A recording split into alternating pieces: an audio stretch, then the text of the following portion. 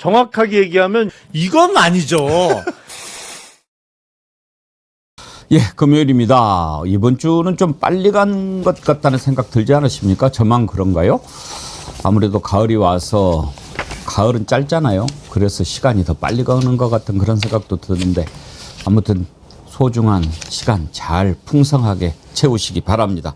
오늘 함께 하실 패널 소개합니다. 김유정 의원님 어서 오십시오. 안녕하세요. 탄탄TV 김종욱 전 민주연구원 부원장님. 네, 안녕하세요. 김종욱입니다. 일일 영식 박영식 시사 에디터님 오셨습니다. 네, 반갑습니다. 지난번하고 같은 티셔츠인데? 금요일마다 이 티셔츠를 골라 입었던 건 아닌데 지난주와 동일한 티셔츠를 입고 오게 됐습니다. 지난주인가 그 전주인가 예. 그거였어요. 네. 예. 아, 기억력이 앵커님 좋으시네요. 쫓겨난 건 아니죠? 집에서. 아닙니다. 예, 제가 각별히 좋아하다 보니까 계속 이걸 입게 되네요. 빨기는 빤 거죠? 뭐예요? 아직도 10만이 안 넘으셨네요. 어디요? 일일 영식. 일일 영식. 예, 거기까지 또 이렇게 말씀해 주시고, 아닙니다. 괜찮습니다. 문득 예. 떠올라서. 예, 이거 감사합니다. 언박싱 해야 되는데. 자, 또 김영남 의원님 오시면 소개하기로 하고 오늘 다뤄야 할 내용들이 좀 많고 깊고 하니까 바로 들어갑시다. 내란 특별재판부 이제 특검법 개정안이 본회의를 통과했지만 내란 특별재판부는 이번에는 들어가지 않았습니다. 어떻게 해야 될까요? 저는 당연히 설치해야 된다고 생각합니다. 위헌이냐 아니냐라고 얘기하는데 위헌이 아니라고 생각될 뿐더러 위헌 논란에 휩싸이지 않게 만들면 되잖아요. 그러니까 뭐 판사 아닌 사람들을 집어넣는다거나 이런 것도 아니고 그냥 판사들인데 제대로 판단할 사람들을 대법원장이 지명을 해가지고 내란 사건만 전담하게 만들면 되는 거 아닙니까? 그거가 뭐가 어렵고 그게 무슨 위헌이 된다는 건지 말이 많네 그거? 그거 이해가 안 되는 거 아닙니까? 여러분은 어떻게 생각하십니까? 먼저 이재명 대통령의 생각부터 들어보죠. 어제 기자회견에서 내란 특별재판부 그게 무슨 위헌이냐 그 논거를 이재명 대통령이 제시를 했는데 듣고 한번 우리가 같이 생각해 봅시다.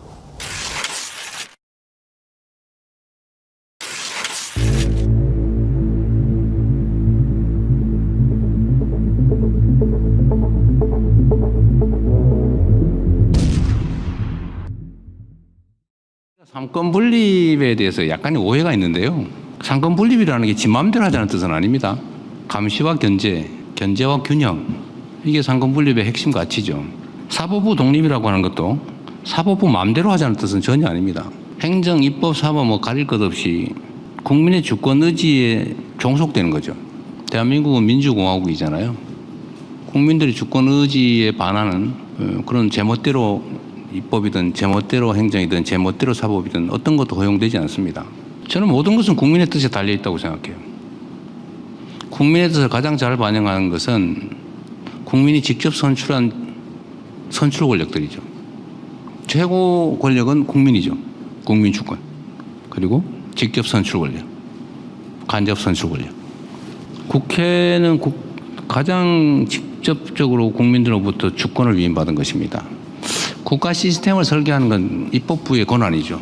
사법부는 입법부가 설정한 구조 속에서 헌법과 양심에 따라서 판단하는 거예요. 사법부의 구조는 사법부가 마음대로 정하는 게 아닙니다. 대한민국은 민주공화국인데 대한민국이 사법국가가 되고 있어요. 사법이 모든 걸 결정해요. 정치가 사법에 종속됐어요. 국민의 시각에서 국민이 요구하는 제도, 시스템 이거는 존중돼야 되는 거죠. 가장 최종적으로 강력하게 존중돼야 될 게 바로 국민의 주권 의지다.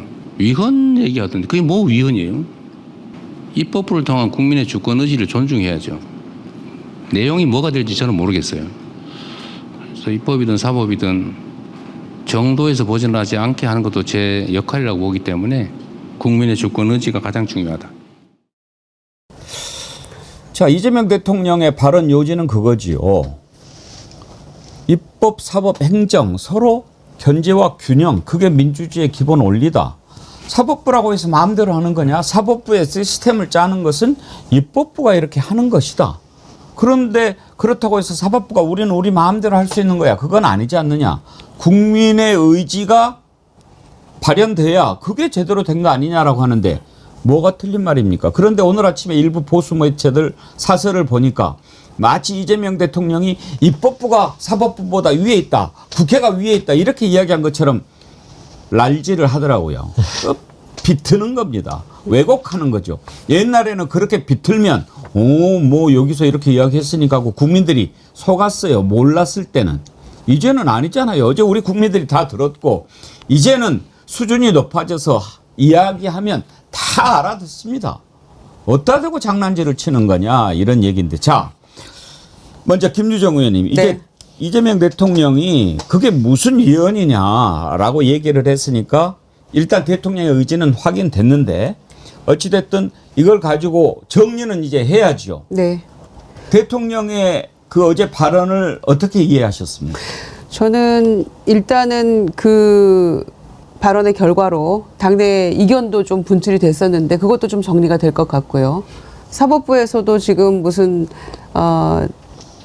법관 회의 개최한다 그러고 그게 오늘인가 뭐 아니면 오늘 오후 2시에요. 네.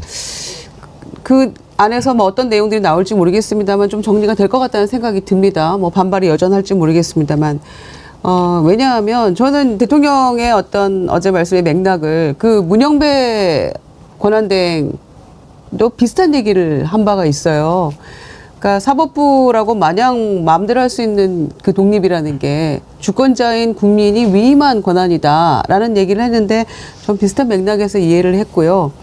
이를테면 내란 그 전담 재판부가 멋대로 뭐 항소 뭐 상고 이런 거 다 그 사법부의 어떤 체계를 다 무시하고 그렇게 가는 거라면 거기에 대해서 위헌 시비가 붙을 수 있겠지만 이를테면 형사 30부까지가 있는데 형사 31부에 내란 전담 재판부를 두자 이런 차원인 겁니다. 그렇죠.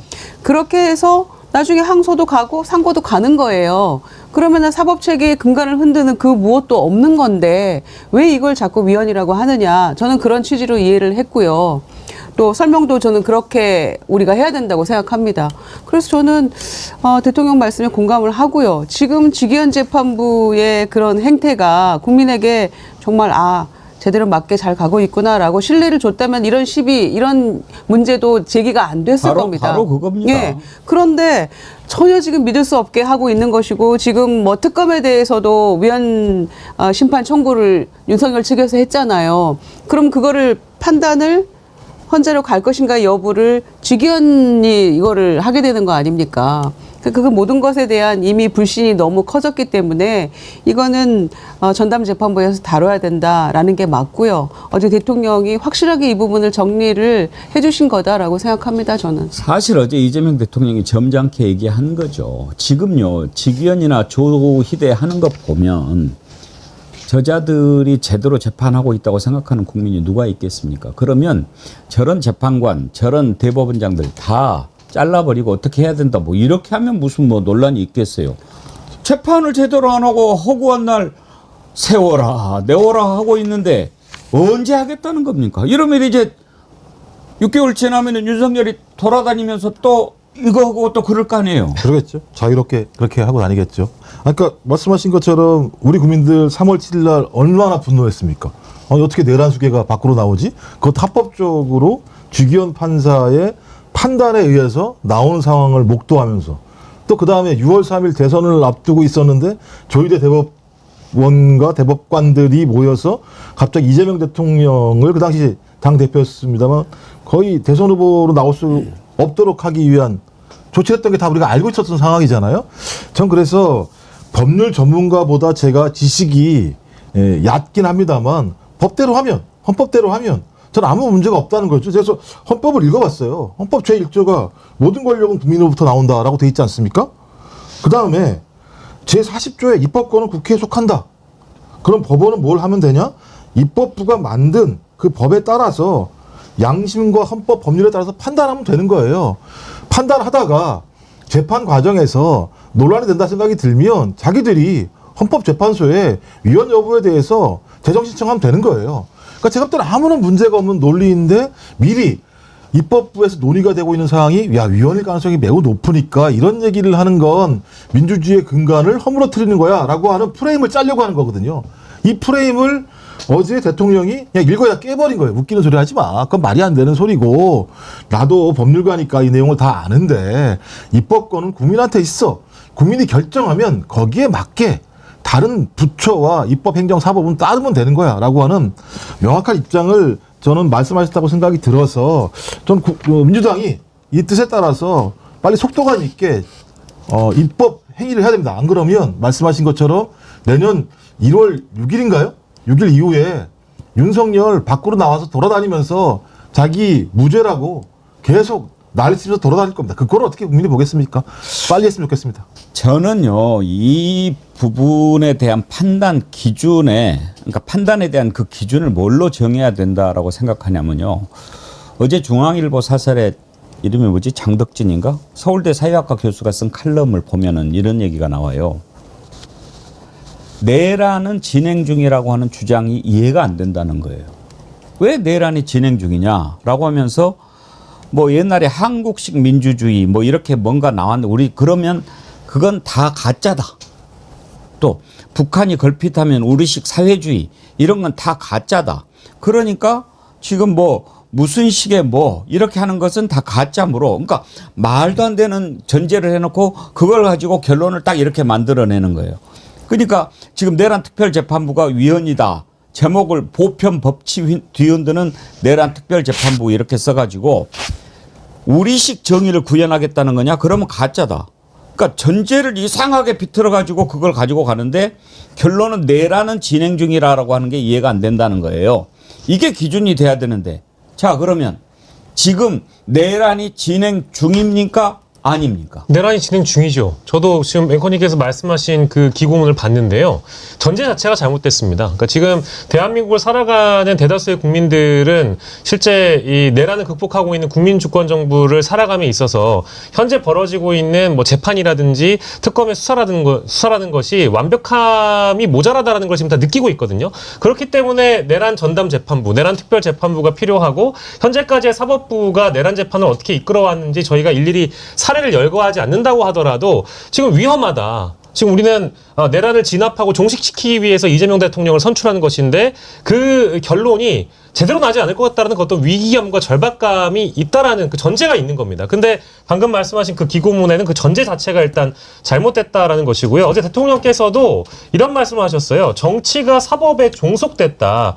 위험하다. 사법이라는 것은 정치로부터 간접적으로 권한을 받은 것인데 우리 헌법에 보장되어 있는 국민들의 주권 의지가 발현되는 이 정치가 사법에 의해 위협을 받고 있다라는 대통령의 말씀이 그대로 이제 국민들에게 공감을 얻고 있는 것이거든요. 근데 오늘 이제 조희대 대법원장은 뭐 원론적인 얘기를 하는 것으로 보입니다만 굉장히 한가한 소리를 이야기를 하고 있다라는 것이죠. 그 사설도 그러니까 그 기고문도 그런 한가로움을 보여주고 있는 아주 한심한 기고문이었습니다.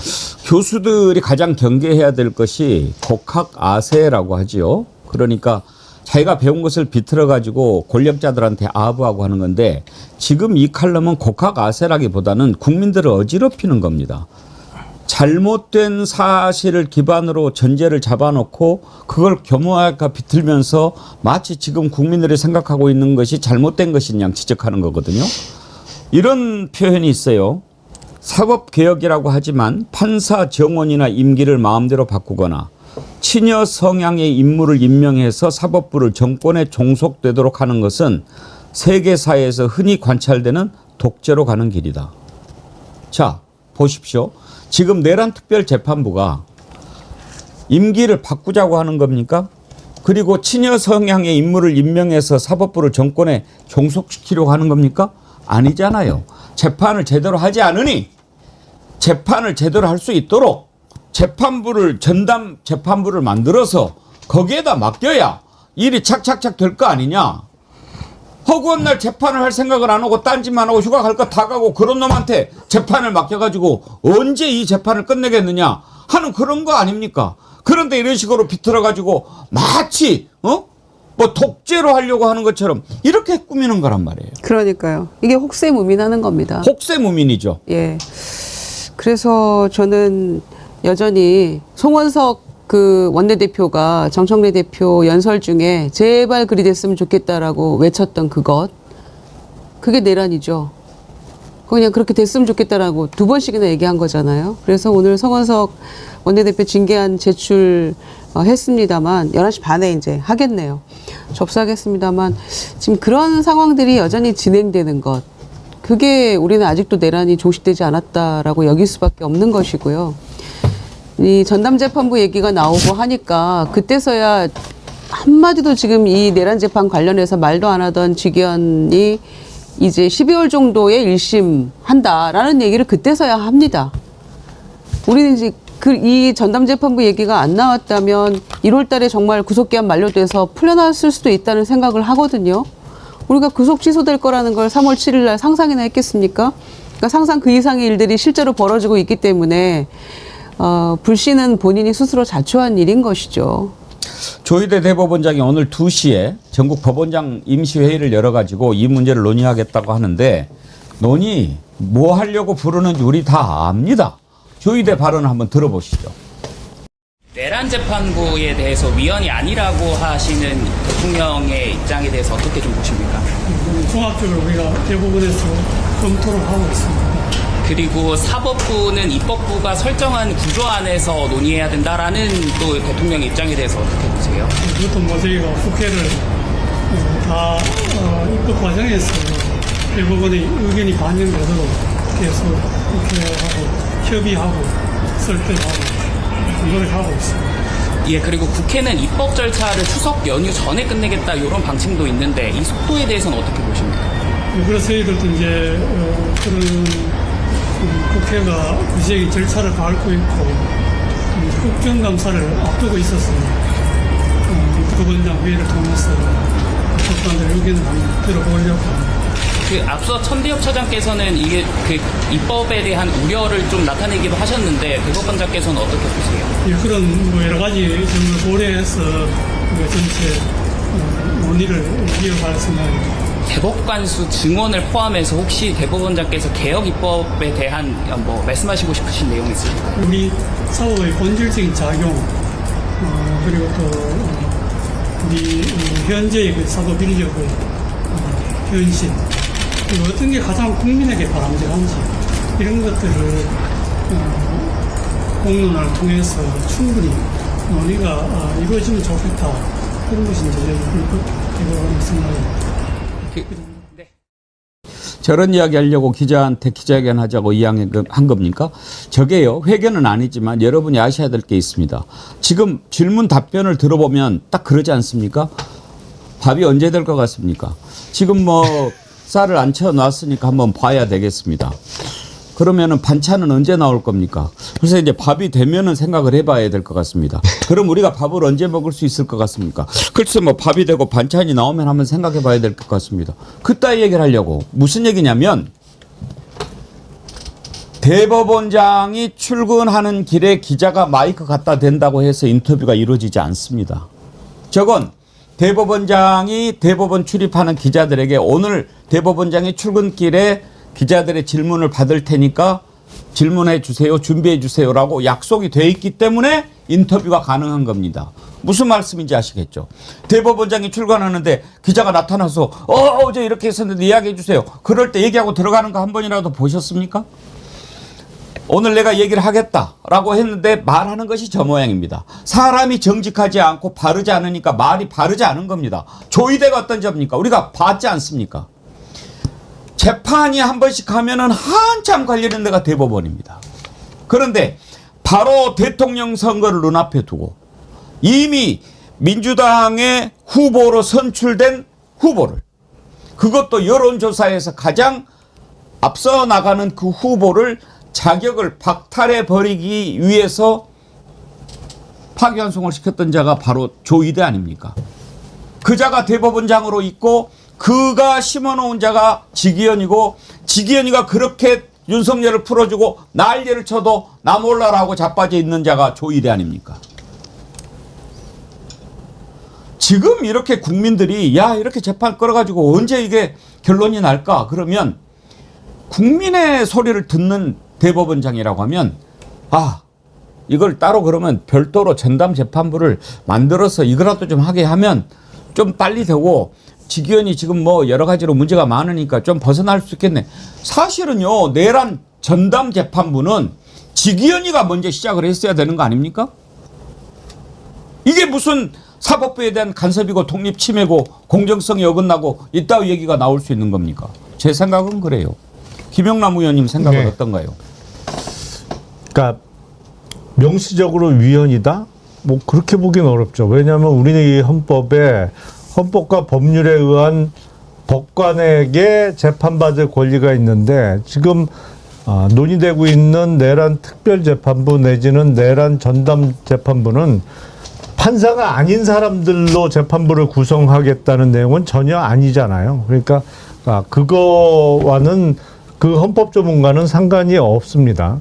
다만 이제 사법부에게 사법권은 대법원에게 있다는 조항과 관련해서 재판부 구성에 관한 권한, 그러니까 일종의 인사 권한이 대법원, 특히 대법원장에 있는데 다른 추천위원회를 구성해서 복수의 후보를 이배수를 주면서 이 안에서 재판부를 구성해 봐라라고 하는 게 어떤 대법원장이 갖고 있는 그 판사들에 대한 임명권의 본질적인 부분에 대한 침해냐, 이제 이 부분이 논란이 있을 수 있는 것이거든요. 그래서 제가 보기엔 오늘 오후에 열린다는 그 법원장 회의에서 어떤 목소리가 나올지 모르겠어요. 근데 오늘 아침에 출근길 인터뷰까지 한 거로 봐서는 아마 명시적으로 어떤 특별재판부 구성에 대한 반대의 목소리가 나올 것 같은데, 제가 보기엔 이 내란 특별재판부 논의가 나오기 전에 법원의 스스로의 자정 기능이 작용을 했어야 돼요. 그렇죠. 그러니까 지금도 문제가 되는 것은 직위원 판사가 접대를 받았느냐에 대한 감찰 결과를 왜 여태까지 안 내놓느냐. 그러니까 접대가 있었느냐 없었느냐부터 얘기를 해야 될 거 아니에요. 그리고 통상 그런 사회적 무리 내지는 비리 혐의가 있는 판사는 그게 적어도 세상에 알려지고 공론화가 되면 그 재판 업무에서 배제를 시켜왔거든요. 근데 왜 안 하냐 지금은. 그러니까 법원 스스로 지금 논란거리를 계속 만들고 있는 거예요. 본인들이 할 수 있는 일, 해야 될 일을 안 하면서 스스로의 자정 기능이 전혀 작동하지 않기 때문에 외부에 의한 특별재판부 구성 논의가 이루어지는 것인데 왜 그것만 얘기하란 말이죠. 본인들이 할 수 있는 일부터 해야지. 제가 보기에는 오늘 오후에 법원장 회의를 개최할 게 아니고 오늘 오후라도 일단 직위원 판사에 대한 감찰 결과 발표부터 해야 돼요. 있었느냐 없었느냐, 뭐 접대를 받았느냐 안 받았느냐, 그리고 드러난 사실관계에 따라서 어떻게 조치를 할 거냐부터 대법원에서 얘기를 해야 됩니다. 지금 일을 거꾸로 하고 있는 거예요, 대법원은.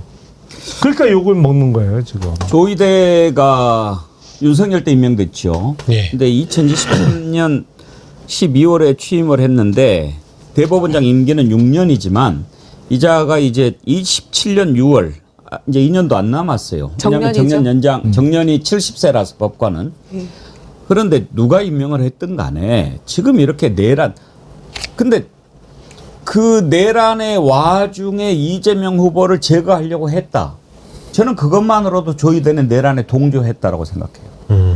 그렇지 않고 그렇게 하겠습니까? 그러니까요. 그 이제 조희대 대법원장이 개인적으로 받고 있는 내란 전국 당시의 의혹들도 아직 해소가 덜 된 부분이 분명히 있는 것이고, 아까 이제 김용남 의원께서 지적해 주신 부분도 마찬가지로 사법부 내부의 정화 기능 자체가 마비된 상황에서의 이런 전국 법원장 회의라는 것이 어떤 의미가 있는가에 대해서 국민들도 대부분 이제 공감을 하실 거고요.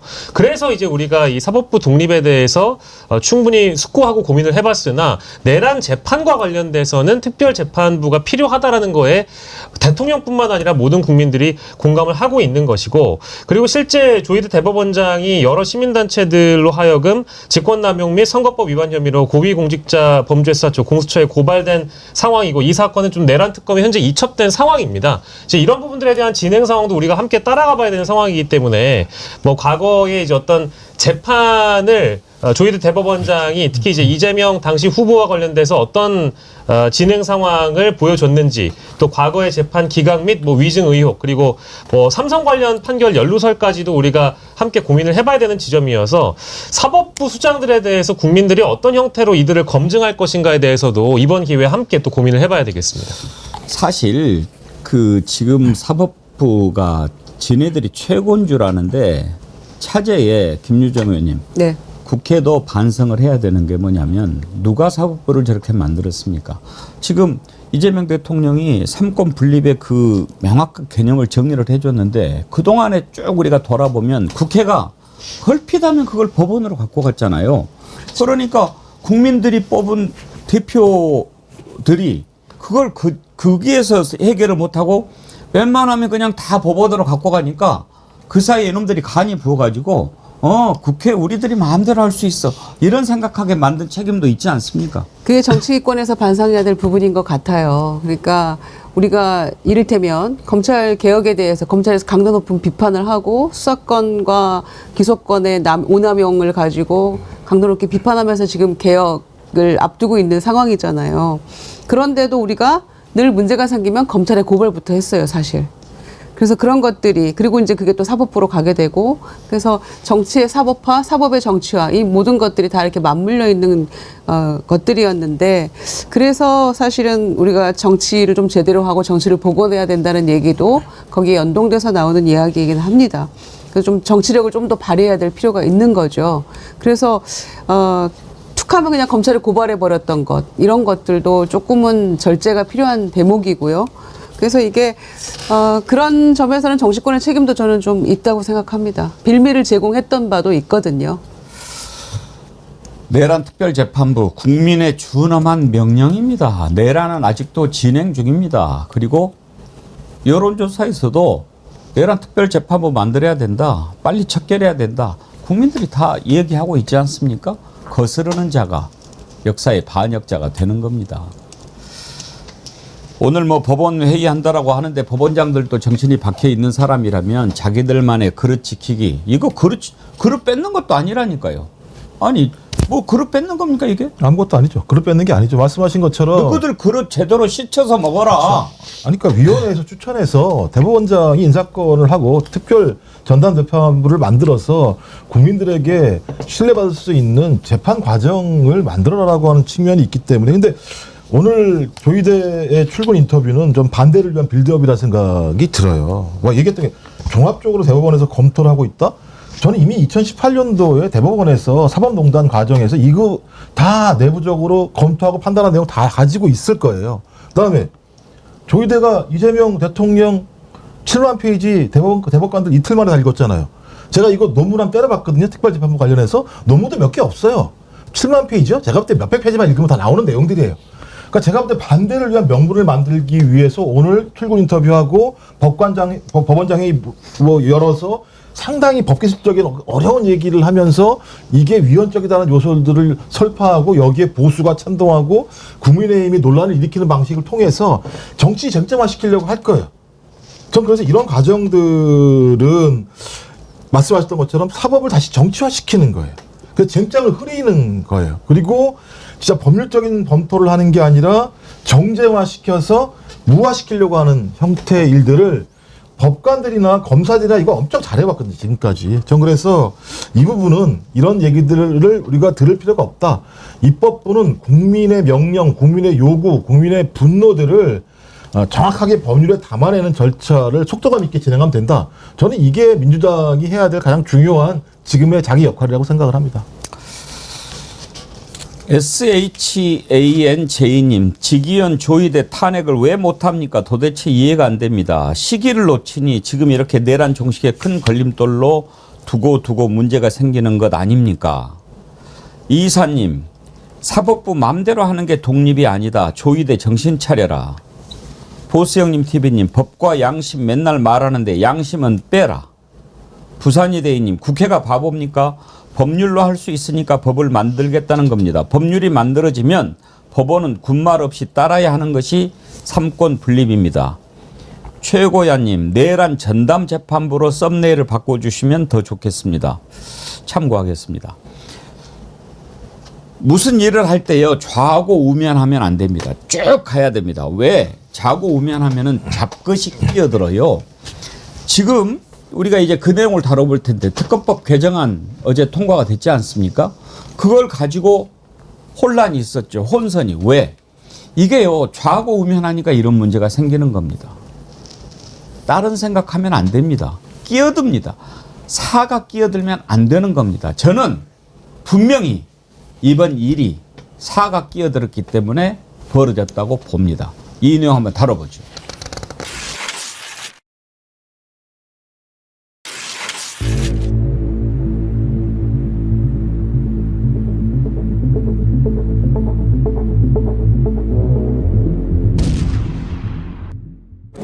의원들 전체한테 사과 말씀하셨다는 얘기가 있던데 대표한테 물어보세요.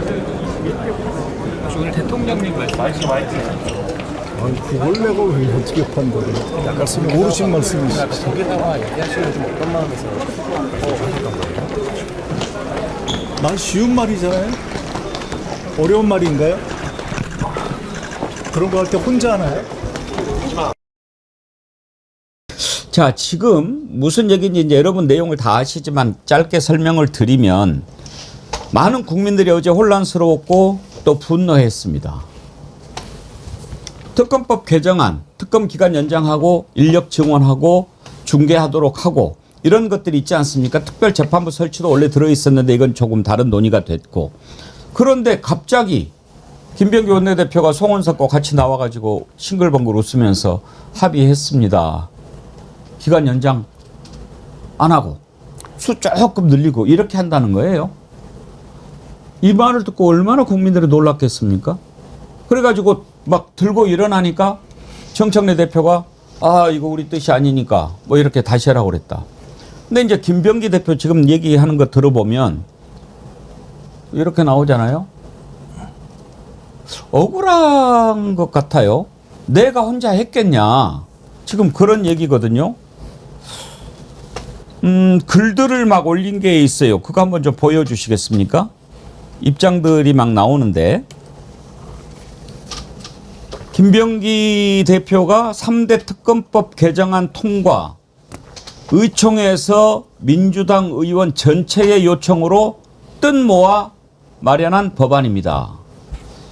이 말은 뭡니까? 나 혼자 한 거 아니다. 그런 얘기예요. 그리고 또 문진석 의원 지금 수석 부대표죠. 의원님 특검 연장 안 하고 김충식만 파다 말려고요. 지금 커뮤 전부 뒤집어졌어요.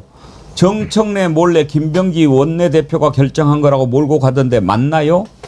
박주민도 원내 단독 결정인 것처럼 말하던데요. 원내 지도부의 해명이 필요합니다. 일단 협상에 나섰던 원내대표단이 무지하게 억울해하는 거예요. 그 뭐냐? 이재명 대통령은 분명 몰랐다. 그리고 당한 것 같다. 확실하게 했어요. 그러면 정청래 대표는 뭐냐? 이제 여기에서 막히는 거예요. 자, 김유정 의원님. 합리적으로 우리가 그냥 의심을 해본다면 김병기 원내대표는 아니 지가 하라고 해놓고 이제 와가지고 나한테 독박을 씌우네? 이런 느낌 아닙니까? 네, 저도 그렇게 느낌을 받았어요. 그러니까 우선은 대통령 취임 100일이었는데 찬물을 끼얹은 것처럼 돼버린 이 상황에 대해서 굉장히 전 유감스럽고요. 두 번째는 원내대표가 여야 협상을 할 때 당대표 모르게 할 수는 없습니다. 그건 불가능한 일입니다. 그런데 이제 와서는 마치 협상이 이렇게 합의가 된 거에 대해서 매우 나도 당황했다, 잘못된 것 같아서 그거 다시 지시했다라는 표현을 이제 대표가 썼어요. 그러니까 지금 원내 지도부에서는 김병기 원내대표 포함해서 굉장히 한마디로 좀 분노한 것 같아요. 그러니까 이제 그게 좀 읽혔고요. 그래서 기자들이 이제 질문하니까 소위 김병기 원내대표의 답변이 정청래한테 사과하라고 해. 이런 얘기가 나온 거 예, 아닙니까? 그 녹취는 없더라고요. 근데 예. 기자들이 많이 들었죠. 듣고 보도가 확실하게 됐고요. 여러 사람이 들었으니까. 대표에게가 아니고 정청래에게 직함이 사과하라고 없었어요. 해. 지금 네. 저기에 정청래 대표에게 이렇게 돼 있는데 그 기자들이 들었을 때는 대표자도 없었죠. 없었죠. 정청래한테 이렇게 얘기했죠. 나이는 네. 김병기 대표가 더 많은가요? 예, 예, 맞습니다. 맞습니다. 한 61년생이니까요. 예. 4-5살, 한 4살쯤 형님이 아닌가 이렇게 생각이 되는데 그리고 비공개 최고회의에도 참석을 안 했다는 겁니다. 원내대표가. 그러니까 나중에 그 설명된 얘기들을 보면 원내 지도부에서는 SNS를 통해서 그 협상 내용들을 다 전달을 한 것 같고요. 대표, 그다음에 법사위원장, 법사위 간사 이렇게 했고 거기에 이의제기가 없었다는 거죠. 그래놓고 왜 이제 와서 이렇게 하느냐에 대한 굉장히 좀 억울함과 분노가 좀 있는 것 같아요. 그래서 이거는 뭐 덮고 가자 이렇게 나오던데 우리한테 뭐 좋을 일이 없다 이렇게 얘기를 하고 있는데 조금 제대로 좀 진상이 규명이 돼야 될 것 같고 앞으로도 여야 간에 협상할 일이 참 많을 거 아닙니까? 박영씨 에디터님 보기에 진실이 뭔 것 같습니까? 글쎄 이거는 뭐 지금 사실관계를 오늘까지 나온 내용을 전부 다 종합을 해보건데 우리 사람이 뭐랄까 당당하고 떳떳하고 나아가서는 이제 국민들이 보시기에 좀 불편할 수도 있겠습니다만은 김병기 원내대표의 태도가 뭐 아주 바람직한 건 저는 아니라고 봅니다. 다만 뭔가 기자들 앞에서 보여주는 태도는 나는 잘못한 게 없다라는 식의 당당함이기 때문에 그리고 또 정청래 대표에게도 기자들이 어떤 마이크를 들이댔을 때 실제 보고를 받지 않았다라고 적시한 적도 없거든요. 그리고 또 김유정 의원님 말씀 그대로 원내대표가 당대표와 합의하지 않고 어떤 내용을 원내의 사안을 그리고 또 굵직한 법안에 대해서 야당과 합의할 수는 없는 것입니다. 그래서 지금 상황을 봤을 때 정청래 대표가 이 원내대표단으로부터 다양한 법안 협의와 관련된 야당과의 협의와 관련된 보고를 받지 않았다라고 보기는 어려운 것 같고요. 다만 지금 상황이 워낙에 대통령 100일 기자회견 잔치를 앞두고 급박하게 상황이 벌어지다 보니까 이 상황을 너무 무리하게 덮고자 하다 보니 이 더불어민주당의 당원분들에게 대한 상세한 설명이나 해명이 전혀 이루어지지 않고 일단 덮고 가자가 돼버린 것 같아요. 그리고 오늘도 상황을 보면 생사고락을 함께한 전후이기 때문에 함께 뛰자. 갈등을 봉합하자. 일단은 지금 이제 1차적인 마무리, 일단락을 지으려고 하는 제스처는 정청래 대표 쪽으로부터 많이 나오고 있는 게 사실이고요. 당대표는 사실 또 그래야만 하는 그런 책임이 있긴 한데 다만 우리가 궁금한 것은 이게 정청래 원내대표가 김병기 원내대표가 말씀하시는 걸 보면 어디까지 이게 교감이 됐는지 당대표까지는 교감이 된 것으로 지금 보이거든요. 그러면 이 상황에 대한 충분한 설명과 해명이 적어도 당원들과 국민들에게 좀 있어야 다음부터는 이런 일이 좀 미연에 방지되지 않겠느냐. 그리고 또 정치적인 책임은 또 어디까지 누가 지어야 하는가. 이 대목을 좀 깔끔하게 정리가 됐으면 좋겠습니다. 어찌됐든 지금 이렇게 중요한 문제를 두고 여당의 투톱이 대표하고 원내대표하고 서로 지금 다투는 그런 모양새잖아요. 국민들이 얼마나 걱정하겠습니까? 그러니까 저는 그런 모습이 제일 걱정되는데 국민 앞에 겸손해야 되거든요. 근데 집권 여당만 되면 국민 여론보다는 내부의 권한을 가지고 다투는 경우들이 많은데 저는 그래서 김병기 원내대표의 저런 태도는 본인이 기분 나쁠지 모르겠습니다만 저보다 화면에 잡혀가지고 국민들이 다 보는 거잖아요. 그렇다면 겸손하게 대할 필요가 있다는데 저는 저 사람들이 얘기하고 있는 내용들 중에 몇 가지가 걸리는데 하나는 민주당 의원 전체 요청으로 뜸모아 마련한 법안이다? 저는 이거 거짓말이라고 봐요. 물론 민주당 의원들이 여기에 대해서 아무도 반발 안 했을까요? 사전에 이런 내용이 나오지 않았을까요? 저는 그래서 이건 사실이 아닐 것 같은데 정청래 또 대표 뭐라고 얘기하냐면 내 부덕의 소치라고 얘기를 해요. 그러니까 뭔가 그런 과정에서 문제가 있었다라고 시인하는 대목일 수도 있어요. 그걸 폭넓게 넘어가자는 얘기도 있을 수 있겠습니다만 핵심은 저기라는 생각이 들더라고요. 10일이라는 얘기가 나왔거든요. 그러니까 10일 정도만 축소될 뿐이야. 이런 얘기들이 흘러나왔어요. 그러니까 특검 법안을 갖다가 국민의힘과 합의하더라도 10일 정도밖에 줄지 않기 때문에 큰 문제가 없을 거야. 15일 차이. 여하튼 10일인가 15일 정도 얘기가 나왔어요. 그러니까 뭐 이 정도라면 국민들도 이해해 주지 않겠어? 이 정도 합의하면 정부조직법이라고 얘기하는 소위 이재명 대통령과 이재명 정부가 일을 할 수 있는 여건을 만들어줄 수 있는 거 아니야? 저는 이 정도 얘기들이 오가지 않았는가 생각이 드는데 저는 이렇다면 대통령과 정부의 생각을 전혀 이해 못했다는 거. 왜냐하면 대통령이 어제 한 얘기가 그거 아닙니까? 어떻게 내란 특검법하고 정부조직법하고 엿을 바꿔먹냐. 그런 생각을 하지도 말아라라고 얘기를 했던 건데 저는 이런 또 대통령의 생각을 다르게 해석했던 집권 여당의 대표와 원내대표 간에 저는 이 문제에 대한 이해의 상충 부분들이 발생했던 측면이 분명히 있기 때문에 저는 이 부분들은 덮고 가면 안 된다는 생각이 들어요. 명확히 사실들을 밝히고 앞으로 어떤 방향으로 갈 것인지라고 얘기를 해야지 대강 덮고 넘어가자라고 얘기하면 앞으로 당대표든 원내대표든 뭘 결정을 하면 지지층들이나 국민들이 여기에 대해서 신뢰할 수 있겠습니까? 저 같은 경우도 수요일날 저녁에 술 먹다가 들어갔는데 동네 분이 제 팔목을 잡고 어떻게 이럴 수가 있냐고 어떻게 이런 합의를 할 수가 있냐고 하면서 막 화를 너무 내시는 분노한 거예요. 분들이 정말 많았어요. 예, 그래서 저는 술 먹어서 잘 몰라가지고 내용을 얘기했더니 똑바로 하세요. 이런 거 알고 다녀야죠. 내가 제가 욕을 많이 넘어갔는데 그 정도로 분노가 심하다는 거죠. 술 마시면 동네 분들 만나지 마세요. 알겠습니다. 그냥 지나가다가. 근데요. 네. 지금 민주당이 특검과 관련해서 후퇴하거나 뭐 다른 생각을 하겠습니까? 생각해 보면 이제 이렇게 된 것 같아요. 특검 기간 연장 안 하고 이렇게 이제 받아들이고 대신 국힘당으로부터 받아내려고 했던 것은 이제 금융감독위원회를 만들어야 되잖아요. 금감위 법을 만들어야 되는데 이게 야당의 협조가 없으면은 어려운 게 지금 이걸 만들려면 국힘당이 정무위 위원장 갖고 있죠. 기재위 정무위 다 가지고 정무위. 있습니다. 예. 이걸 거쳐야 예. 금융감독위원회를 만들 수 있는데 그 위원장들이 딱 틀어지고 협조를 안 해주면 최소한도 6개월 걸리는 거예요. 이제 이걸 패스트 트랙에 태워가지고 해야 되니까 6개월간 정부 조직 개편 그 부분은 못 하는 겁니다. 그래서 일단 이렇게 해서 금융감독이 만드는 정부 조직 개편하고 나중에 원포인트로 다시 특검 연장이라든지 이렇게 하려고 하다가 벌어진 것 같은데 그거는 꼼수죠. 그러니까 정도로 가면 될 거를 꼼수를 부리다가 탈이 났는데 그러면 그렇게 사실대로 이야기를 하든지. 근데 국민들이 보기에는 뭐야 너네들이 지금 내란이 지금 아직도 진행 중인데 이렇게 얘기를 해?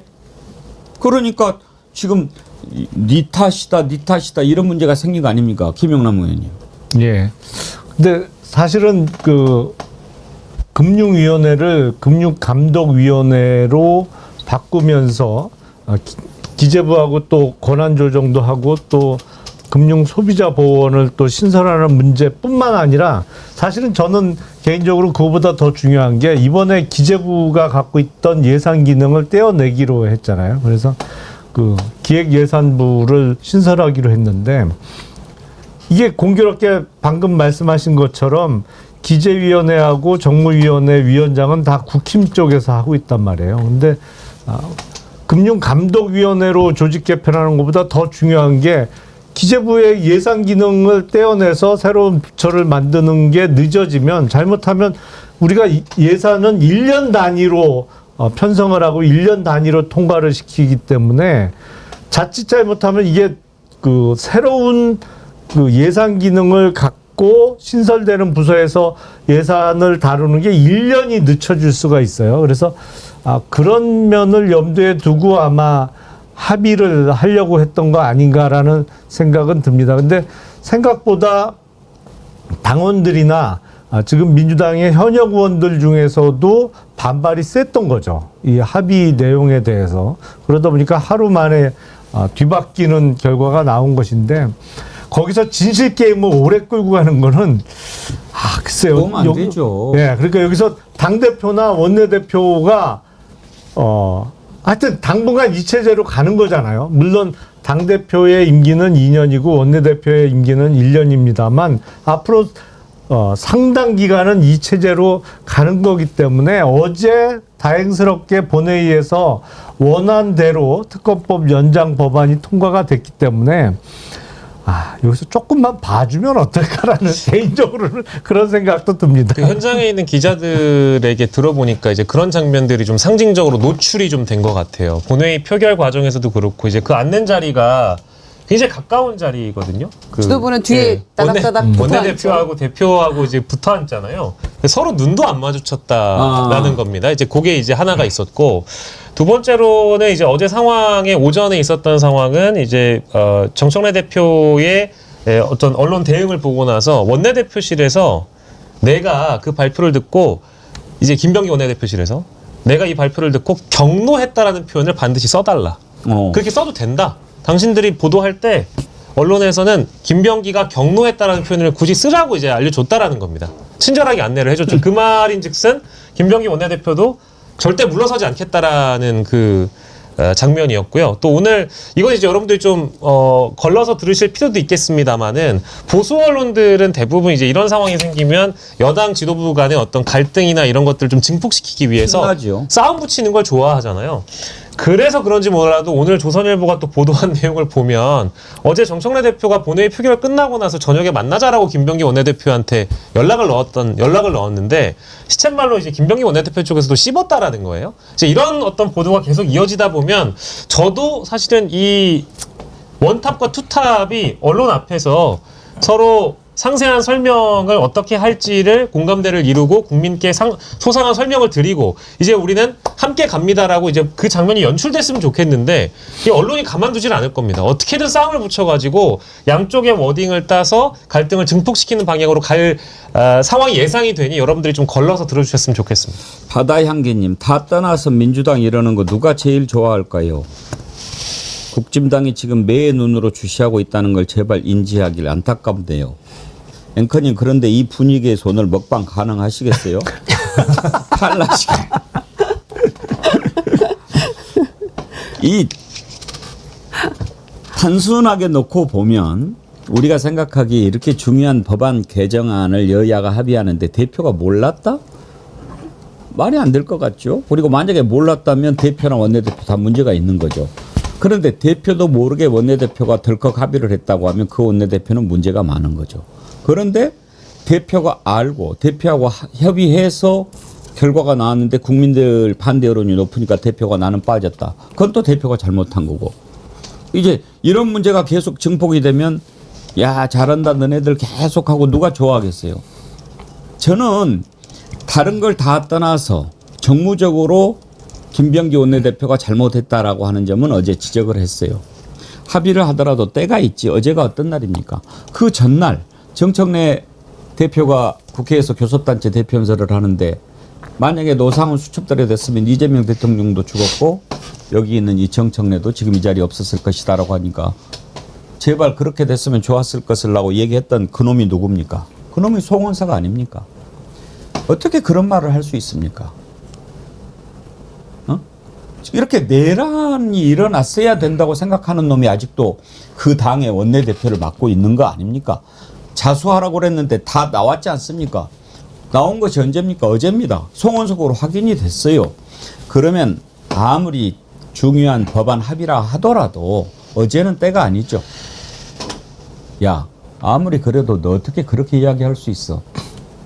당분간은 너하고는 말 못 섞어. 네 자중하고 사과하고 그렇게 하면 그 다음에 협의하자. 이렇게 했어야죠. 원내대표 뭐 초선이 합니까? 나름 산전수전 공중전 겪었다는 사람이 원내대표 하는 거 아니에요. 그러면 국민들이 너를 어떻게 보겠어? 우리를 어떻게 보겠어? 내가 지금 너하고 합의를 한다면은 아니 그런 놈을 어떻게 놔두고 합의를 하냐. 아무리 그래도 시간이 좀 흘러야지. 이런 정무적인 감각도 없냐. 이걸 지적을 하는 거예요. 근데 이렇게 막 서로 뭐 네가 했니 내가 했니 야 저한테 사과하라고 그래 뭐 이따위 소리 막 하고 그러면 누가 좋아하겠습니까? 이런 게 지금 여당의 모습이 된단 말이에요. 그 김용민 의원하고 박주민 의원은 내란 특검법 반대를 했잖아요. 그러니까 덜 센 특검법이라고 해서 반대를 한 거거든요.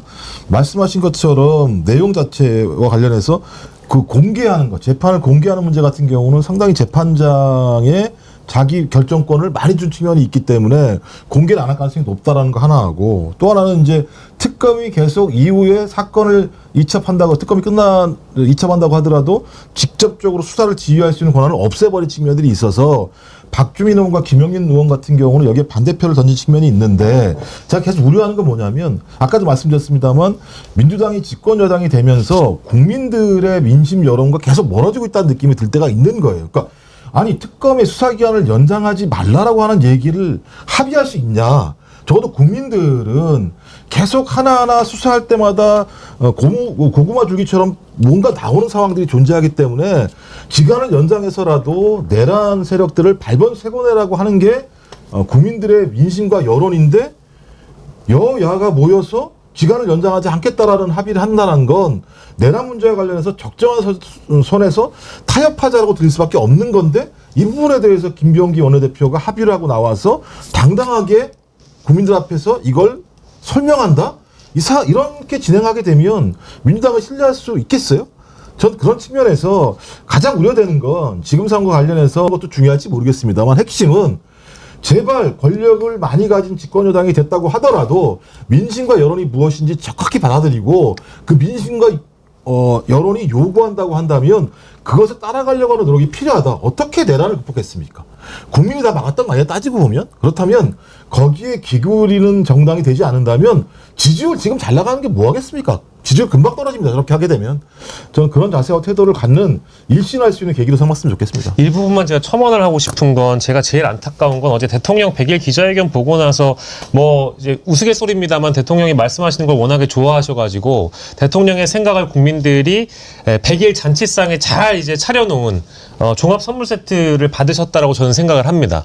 근데 대통령은 계속 어떤 국정 운영의 방향이나 이 국정 운영의 어떤 속도나 이런 것들은 아주 뭐랄까, 독일의 아우토반 고속도로처럼 250km 밟아가면서 굉장히 직진을 빠르게 하시려는 그 의지가 보이는 대목이었거든요. 그래서 지지율이 올라갑니다. 대통령의 지지율이 오늘 같은 경우엔 갤럽에서 많이 빠지긴 했습니다만은 지금 최근까지 분위기가 좋았거든요. 근데 대통령이 차려놓은 밥상을 걷어치우거나 엎어버리는 경우가 어디에서 발생하느냐? 계속 외부 변수나 장애물이 생기는 건 안타깝게도 국회 쪽에서 발생하는 것 같아요. 또 그거를 또 교통정리하는 사람이 대통령인 것 같습니다.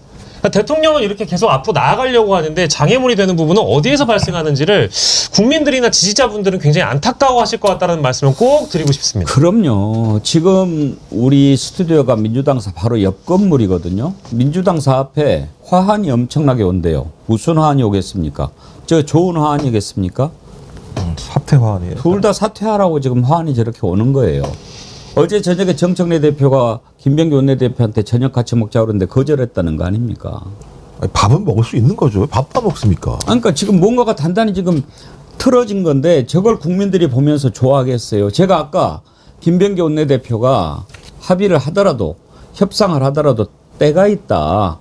어제는 송원석이 만나서 말을 섞어서는 안 된다라고 얘기했는데 정청래 대표도 매우 부적절한 행동을 어제 했더라고요. 김유정 의원님, 어제 대통령이 기자회견 하는데 그 시간에 정청래 대표가 뭐 중국 대사? 네. 대사하고 뭐 이렇게 만났다고 하더라고요. 11시부터 델리민주에서 생중계를 했는데요. 그러니까 만나는 건 좋아요. 막 중요한 일정이니까. 근데 그거를 대통령이 기자회견을 하면서 국민들이 그걸 다 보고 있는데 자기 그 채널로 그거를 생중계하면은 뭘 보라는 겁니까? 그러니까 그거는 조금 피했어야 됐다고 생각합니다. 왜냐면은요, 대통령 행사가 굉장히 중요한 행사나 이슈가 있을 때는 당에서 논평도 잘 안 내는 게 그게 맞는 거거든요. 그리고 대표나 원내대표 행사도 그날은 주로 없습니다. 그래서 대통령께 포커스를 몰아주는 날이거든요. 그런데 특검법도 지금 이렇게 돼버렸죠. 또 대표는 또 별도 본인 행사하고 있죠. 이러니까 이 여당에 대한 이 불신이 좀 커지는 것 같아요. 이런 식으로 그냥 합의했다고 했다가 이게 합의가 돼? 라고 저는 처음에 생각을 했어요. 그런데 대통령이 9월 8일 날 그 여야 대표하고 회담에서 야당 얘기도 경청하겠다. 그 일환으로 뭔가가 조금 이 주고받고가 협상이 된 건가? 저는 처음에 그렇게 생각했단 말이에요. 그런데 그것도 아니었던 것 같고, 그런데 원내대표가 독단적으로 혼자 했던 것도 아닌 것 같고, 굉장히 억울해하는 모습도 보이고 있고, 설명은 원내 지도부에서 더 많이 나옵니다. 전후 맥락에서. 근데 그러니까 저는 정청래 대표도 조금 설명을 하고 그리고 매듭을 지어야 된다고 생각해요. 설명 안 하고 지금 덮고 가자고 하고 있거든요. 그러니까 이제 이런 모습들이 조금 당에서 조금 더 나서야 할 때와 조금 더 물러서야 할 때가 조금 잘 안 되고 있는 것 같고, 어제 같은 날은 특히 대통령에게 모두의 주목이 집중되고 있는 날 또 저는 부적절했다고 생각합니다. 국민들이 또 걱정하는 건 그겁니다. 지난번에 검찰 개혁할 때 우상호 정무수석 뭐 선은 넘으면 안 된다. 사람 인신공격하지 마라. 정성호 장관 뭐 이런저런 얘기 나오고 정청래 김병기 벌써부터 막 이렇게 내부에서 불협화음이 나는 거를 보면 국민들이 그렇게 생각할 수도 있어요. 뭐야 벌써 권력 다툼인가? 그런 걱정하지 않겠습니까? 글쎄 권력 다툼의 측면보다는 사실은 그 다양한 의견이 존재하죠. 그리고 그거를 조율하는 과정에서, 그러니까 예를 들어서 윤석열 정부 같으면 이런 일은 벌어질 수가 없죠. 왜냐하면 다 눈치 보고 아무 얘기도 안 하니까. 대통령이 어떤 생각을 갖고 있는지를 확인하기 전까지는 자기 생각을 절대로 얘기할 수 없는 분위기니까 그런 일은 일어나지 않을 텐데 그게 꼭 바람직스럽지는 않거든요. 예를 들어서 정책과 관련해서 지금 검찰개혁의 보안수사권을 향후에 인정해 줄 것이냐 말 것이냐 다양한 의견이 존재할 수 있습니다. 그래서 그거를 조율하고 이렇게 합의해 나가는 과정이 민주주의라고 볼 수 있는데, 그런 과정에서 저는 충분히 다른 의견도 나올 수 있고 그 의견도 들어야 된다고 생각을 해요. 근데 사실과 다른 주장은 하면 안 된다. 그렇죠? 예를 들어서 뭐 다 얘기해놓고 난 몰랐는데 뭐 이런다든지, 아니면 그게 반대일 수도 있어요. 얘기를 안 해주고 독단적으로 합의해놓고는 다 얘기했다라고 할 수도 있고, 가능성은 양쪽 다 있는 건데 둘 중에 하나만 맞을 수 있는 거잖아요. 둘 다 맞을 수 있는 가능성은 제로니까. 그러니까 사실과 다른 얘기를 국민들께 하면 안 되는 거다. 그러니까 솔직해야 되고, 잘못한 게 있으면 얘기를 솔직하게 하고 뭐 사과를 하면 되는 거지, 다른 거는 크게 문제가 될 거는 아니라고 보는데, 그러니까 앞으로 좀 이런 일이 재발하지 않도록 좀 주의해야겠죠. 이게 상황을 봐가면서 일을 진행해야 될 것 같습니다. 그러니까 제가 아까도 꼼수를 쓰면 안 된다라고 말씀을 드렸는데 정직해야 됩니다.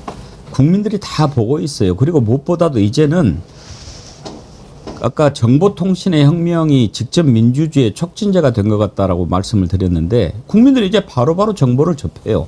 일부가 속이고 그렇게 할 수가 없어요. 꼼수를 쓰면 다 드러납니다. 정직한 거 외에는 방법이 없는 거예요. 정직해야죠. 제가 언제 이 백운계 정치일보지 진행하면서 단 한 번이라도 백운기가 김용남 의원보다 더 잘생겼다 이런 이야기 합니까? 저 정직한 사람이에요. 아니 그건 관점의 차이가 있을 수 있죠. 뭐 정자 정야라고. 그건 관점의 차이가 아닌 것 같습니다. 우리 집사람도 인정합니다. 감사하다고 꼭 전해주십시오. 아니 근데 정치인들의 발언은 진짜 절제될 필요가 있을 것 같아요. 예를 들면 뭐 정청래 당대표가 잘못을 했을 수도 있고 김병기 원내대표가 잘못했을 수도 있을 수 있겠죠. 하지만 당대표라고 하는 건 민주당을 대표하는 사람입니다. 그럼 거기에 대해서 원내대표가 발언을 할 때 절제해야 돼요. 사과하라고 얘기하는 건 당원들이 뽑은 당대표의 권위를 깎아내릴 수밖에 없는 측면이 있는 거고, 또 하나는 대통령실의 정무수석도 마찬가지인데요. 예를 들면 정무수석의 발언 하나하나는 대통령의 의지를 읽힐 수밖에 없습니다. 따라서 발언은 매우 신중해야 되고 절제돼야 되고 여러 가지 오해를 살 만한 뉘앙스를 담으면 안 되는 측면들이 꽤 있는데, 최근의 상황을 보면 그런 흐름들을 유발할 수 있는 내용들이 좀 있기 때문에 이제는 정치인들, 특히 가장 중요한 위치에 있는 분들은 발언을 절제하고 명확하게 할 필요가 있다. 안 그렇게 되면 말씀하신 것처럼 지금 오늘 댓글만 하더라도 막 온통 내용이 정청래 사퇴라, 그다음에 김병기 사퇴라 이런 내용들이거든요. 그래서 이런 말들을 유발하게 하지 않을 수 있도록 좀 최선의 노력을 다할 필요가 있다고 생각합니다.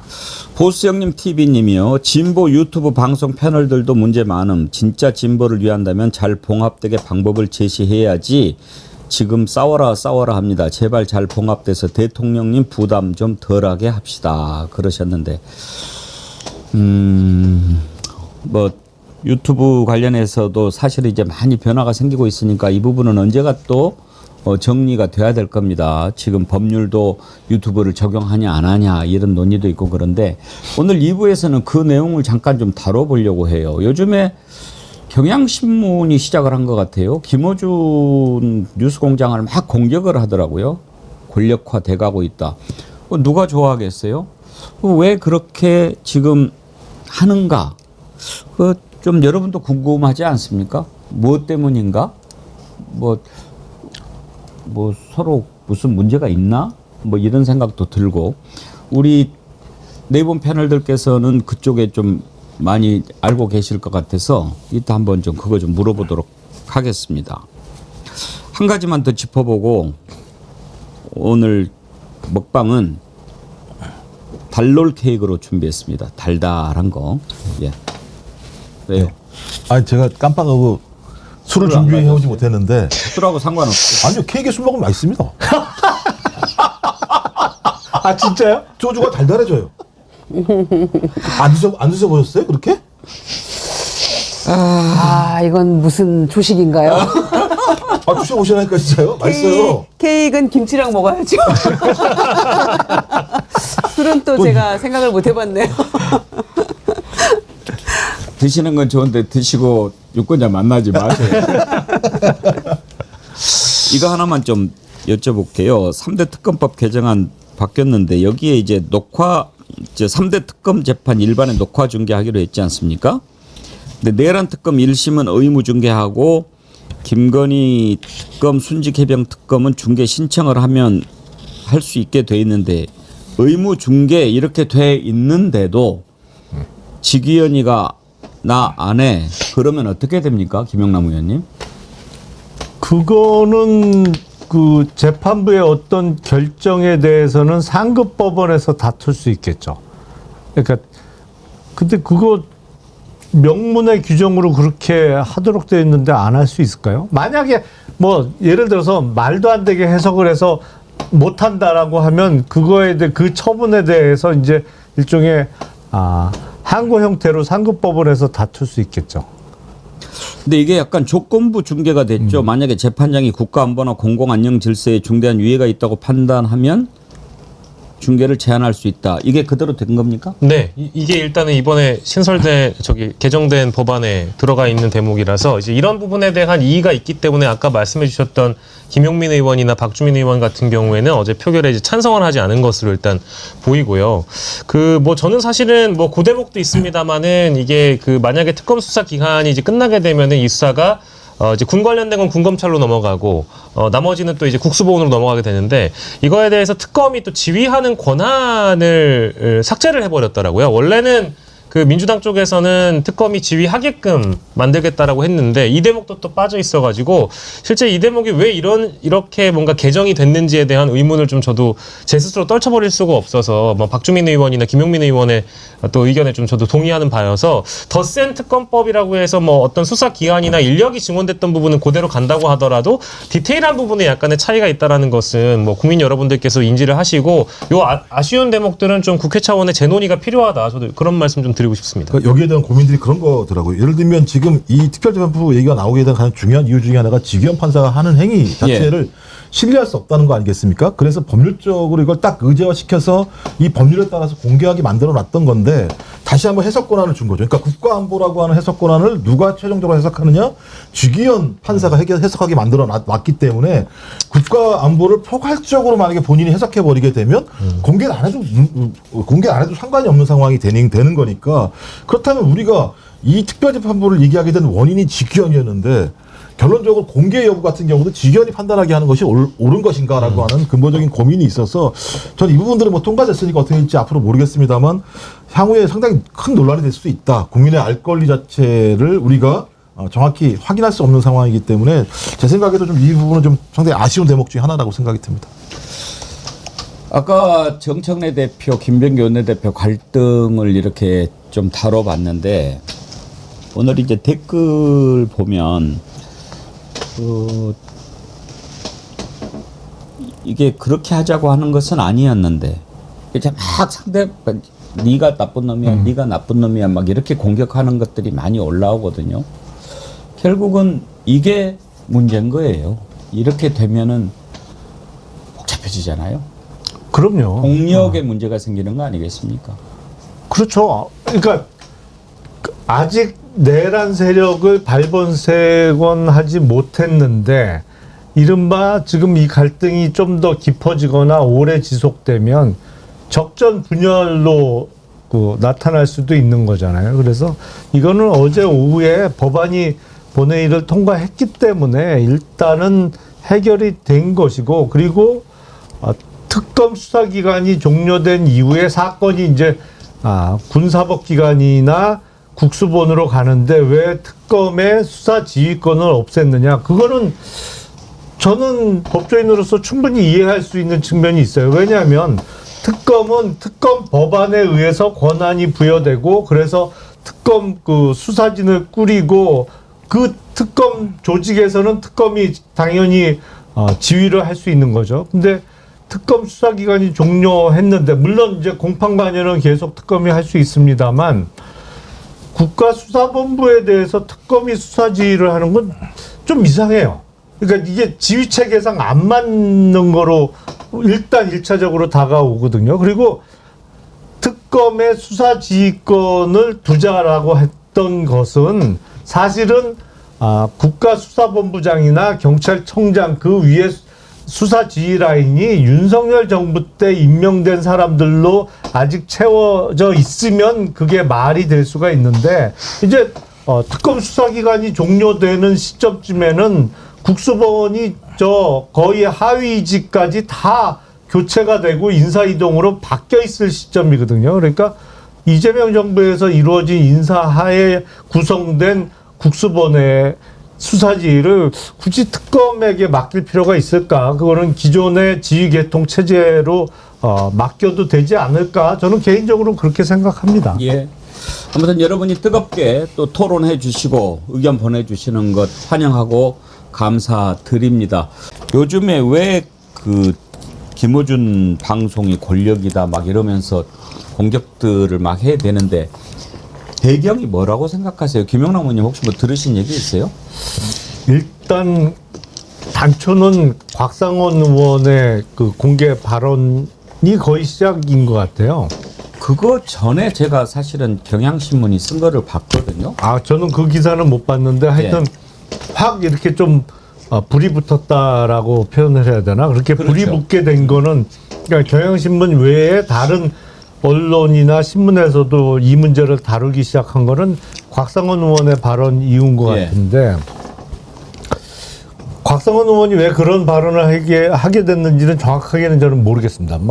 아마도 어떤 위기 의식을 느꼈거나 뭐 그런 게 작용했을 수도 있어요. 근데 지금 언론 환경이 대단히 빠르게 바뀌고 있잖아요. 예를 들어서 지금 대통령 출입 기자단에 얼마 전에 세 곳이 합류를 했잖아요. 그게 이제 고발뉴스하고 뉴스공장, 뉴스공장하고 또 강유선의 취재 편의점, 취재 편의점까지 이렇게 합류를 했는데, 예전 같으면 상상도 못하는 일이죠. 아마 과거에 예를 들어서 노무현 정부 시절이나 문재인 정부 시절에 그런 조치가 이루어졌다고 하면 대통령실 출입 기자단 차원에서 확 어떻게 발칵 한번 뒤집었을 수도 모르겠어요. 근데 지금 빠르게 바뀌고 있단 말이죠, 언론 환경이. 그래서 그거를 인정을 하고 가느냐 아니면 그 변화를 인정 못하겠다는 입장이냐의 차이인 것 같아요. 그래서 제가 보기엔 예를 들어서 저는 그렇습니다. 어떤 언론 매체가 됐던 통신 매체가 됐던 권력이 비대해지고 집중화되는 거는 바람직스럽지는 않죠. 근데 그렇게 따지면 국민의힘과 특정 언론사는 뭐냐고. 그건 수십 년 됐는데. 사놓고 얘기해서. 왜 여태 아무 얘기도 안 했어요. 그거 관련해서는. 그거는 뭐 어떤 국회의원 공천뿐만 아니라 사실은 더 큰 선거에 있어서도 무지막지한 영향력을 행사해 온 게 사실인데 그거와 관련해서는 왜 문제 지적이 없었냐 말이죠. 그러니까 우리가 어떤 정치권 외에서 정치권의 영향력을 행사하는 거에 대해서 문제를 제기하고 비판하려면 같이 하자. 평등하게 하자. 한쪽만 때리지 말고. 전 제 생각은 그렇습니다. 예. 저기 박영식 앵커 케이크 드시라고 길게 얘기해 주신 거죠? 제가 원래 말이 느리잖아요. 그래서 저는 개인적으로 만나면 1.5배속으로 보세요. 이렇게 말씀드려요. 좀 드시고요. 박영식 앵커 의견은 어떻습니까? 그러니까 왜 이제 이런 일이 일어났다고 보시는지. 그러니까 워낙에 이제 유튜브가 사실상 우리가 뉴 미디어라고 부릅니다만은 이제는 레거시 미디어를 대신할 만한 대한 미디어로 성장해가는 과정에서 하나의 이제 권력으로 자리 잡는 것을 견제하는 것은 저는 당연하다고 봅니다. 김영남 의원님 말씀 주신 대로. 저는 이제 주간 경향의 보도를 다 보지는 못했고 시리즈가 지금 2개인가 3개까지 나왔는데 그 보도에 대해서 일단 먼저 말씀을 드리면 레거시 미디어가 뉴 미디어이자 또 거대한 권력으로 자리 잡을지 모르는 김어준의 뉴스공장이라는 채널에 대해서 상당 부분 좀 비판적으로 기사를 썼다라고 저는 봐요. 그게 첫 번째고요. 두 번째로는 저는 좀 동의하지 않습니다만은 시리즈 2가 전한길에 대해서 주제를 잡으면서 예. 제목이 우파 김어준이라고 써놨더라고요.